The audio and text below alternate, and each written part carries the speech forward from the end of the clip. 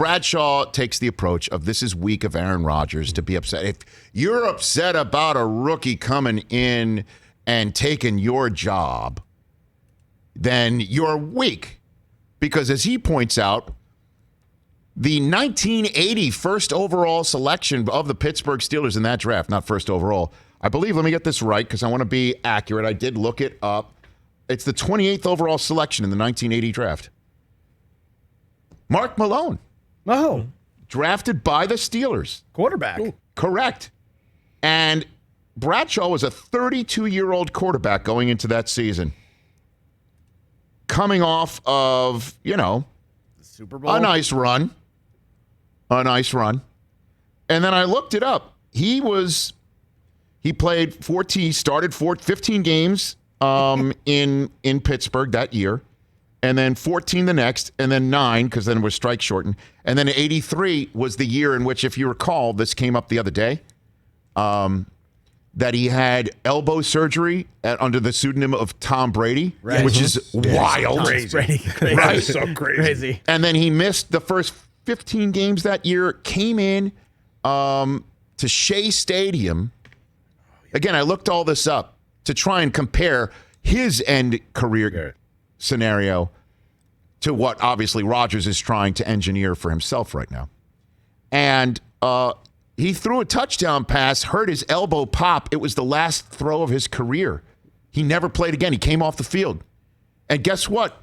That also shut down Shea for the Jets. Did you know that? I didn't know that. Played in the last football game in Shea Stadium. Back to over to Jersey. This is what's saying, according to Wikipedia, 3 of the most dangerous words. Yeah. Wow.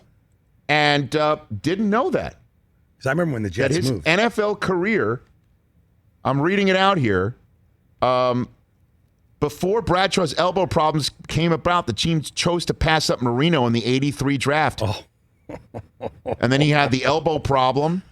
And sure enough, Bradshaw in 1983, December 10th, felt a pop in his elbow throwing his final pass, a 10-yard touchdown to Calvin Sweeney. Bradshaw later left the game, never played again. The 2 touchdowns Bradshaw threw in what would be the final NFL game played at Shea Stadium and the last NFL game played in New York City proper to date. Who knew? Wait, so Bradshaw's last ever throw is a touchdown? Yeah. That's Ted Williams style. I mean, that was it. And he retired, which was surprising to many, but I mean, he had surgery and then it popped again. I can't imagine he'd want to go through all that rehab in 1983. He retired at age 35. Wow. And Rodgers is about to be 38 this year. Wow.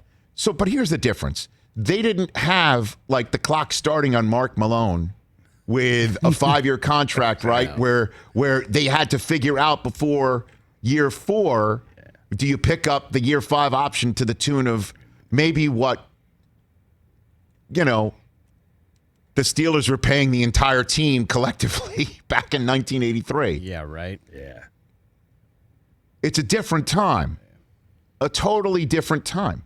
And it's not like, you can't sit here and say, play the way you play, and the kid's not going to be out there. Like, you shouldn't even pay attention to all that noise. It's weak for you to pay attention to that noise. And you can't say that because it appears it doesn't matter what you do.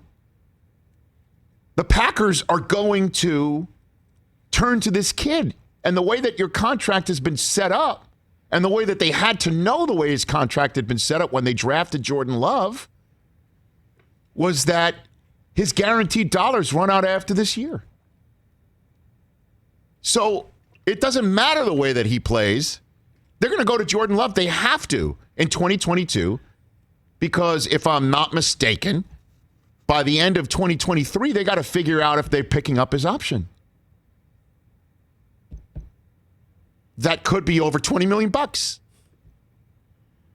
And if Rodgers is saying, I want to have a contract that takes up those 2 years of your evaluation of Jordan Love, based on the contract, you're not going to trade me because it would kill your cap, then that's when the Packers are saying, we're going to go to Love. It's set up. The writing is on the wall. And before this season starts, the only way he could head that off at the pass is to do what he's doing right now. I will just, again, I don't have a bust in Canton. I don't have 4 Super Bowl rings. You know, I never was in a Burt Reynolds movie. With Mel Tillis. Right? I didn't go on a Cannonball Run. Was he in that? Or am I mixing up Hooper? Cannonball Run 2? Yeah. Right? Yeah, I'm not Terry Bradshaw. So he has that point of view from old school. I don't think this is weak. I think it's smart what he's doing right now. This is his endgame scenario.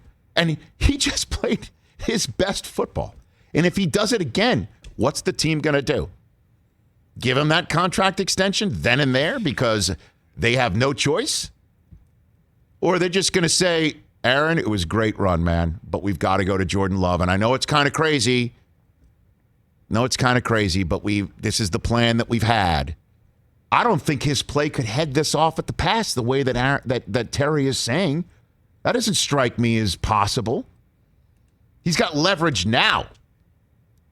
I don't think he's got the leverage if he plays it out and he plays so well. You know, the fan base may freak out. But I think the leverage is now, not at the end of the 2021 season. I don't think at all. I think they got to actually figure out by the end of 2022 if you have to pick up his 5th-year option, right? Darnold has played, I don't care if sounding it out on live TV. Darnold played 3 years. He played in 2018, 2019, and 2020. They had to figure it out right now. So Love, 2020, 2021, 2022. They got it by the end of, not this coming season, the following season. Next season. Yeah. That's why they got to get him out there in 2022. And Rodgers is saying, I want to be paid beyond this season, means I want to be paid for 2022, which means he's the starter. That's it. I mean, I just boiled it all down for you. It's not weak, it's smart. So Jordan Love's getting traded is what you're saying. I don't think so. Unless Rodgers is forcing himself to get traded. Like the Packers have got to look themselves in the mirror and say, do we really want to evaluate Jordan Love? And if we don't, because we need to give Rodgers what he wants, because otherwise we're up, you know what, without a paddle in 2021. And also maybe we're losing out his MVP windows of age 39 and 40 in the same way that Brady's doing it all the way to 44. You know, but you're also allowing the quarterback to dictate terms to your front office, which is not the way old school franchises will allow it. It's not weak, it's smart. Hey, you watched all the way to the end. Thanks for that. Watch more right here.